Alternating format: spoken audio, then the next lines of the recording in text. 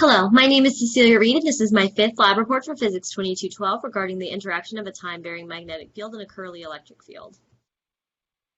The purpose of this lab is to observe the relationship between a falling magnet and a tube of aluminum foil. I first went through the time trials to determine the average time it takes a magnet to fall through an aluminum tube, and then ran through a simulation to obtain a simulated time for the magnet to fall through the tube. The major concepts that allowed us to calculate the results of this lab were the Biot-Savart law, Faraday's law, and Newton's second and third laws. After going through the time trials and editing the code to match the physics principles, my average time came out to be 1.24 seconds, and the simulated time for the falling magnet was 0.738 seconds. Here are the major physics concepts listed again. Faraday's law allows one to calculate the induced current in each proverbial ring from the aluminum tube. As the magnet falls, Faraday's law will allow us to calculate at each section in the tube so we can add up for the total induced current.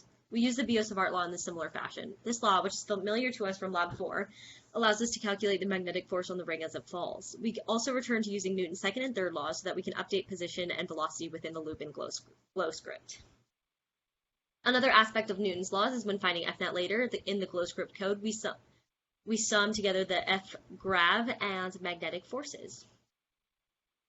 I then measured out a 0.3 meter tube of aluminum foil in order to make the tube for the lab. It had a width of about 0.0025 meters and an inner radius of about 0.022 meters. After creating the tube, I dropped the bar magnet down the tube.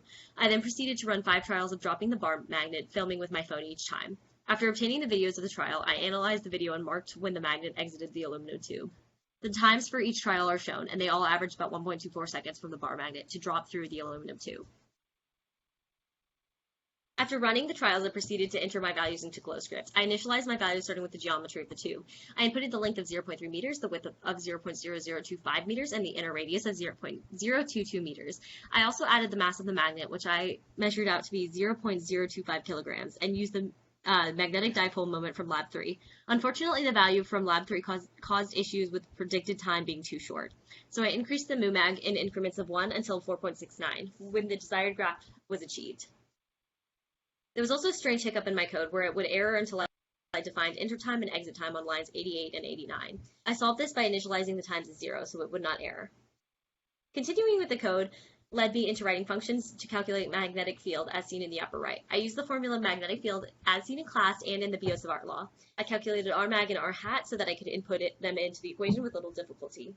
I then tweaked the math to ensure the cross product of the velocity was calculated successfully. The cross product of the velocity and the Rhat vector, I then tweaked the math to ensure, I also wrote a function based on the edX lecture 43 to calculate the change in magnetic flux. We calculate ring radius, distance, and speed, and I also separated the numerator and denominators to simplify calculations.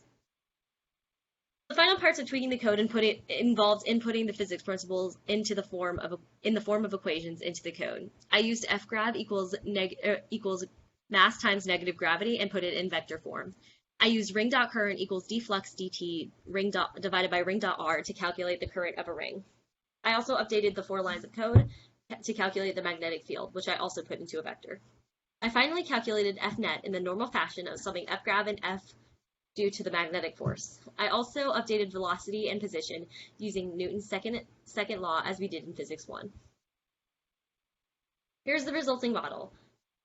The simulated time came out to be 0.73 seconds, which is lower than the measured time.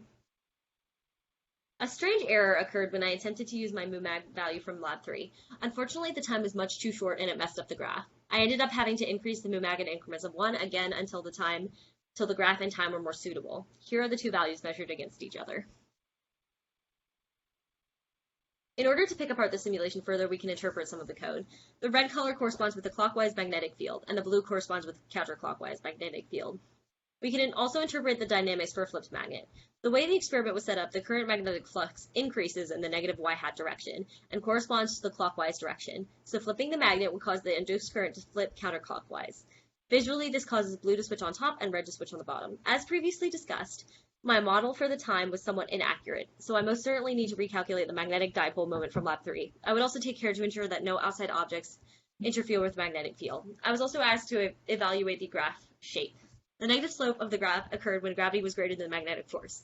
The graph also had a section where F grav and the magnetic field were in equilibrium, which is where the slope was constant.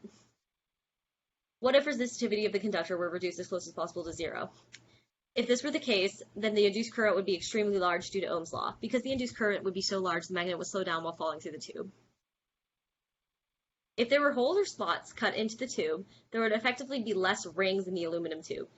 This would cause a reduction in the current and force from the tube, which would in turn cause the magnet to fall faster through the tube due to the decreased force. Thank you for listening to my 5th and final lab report.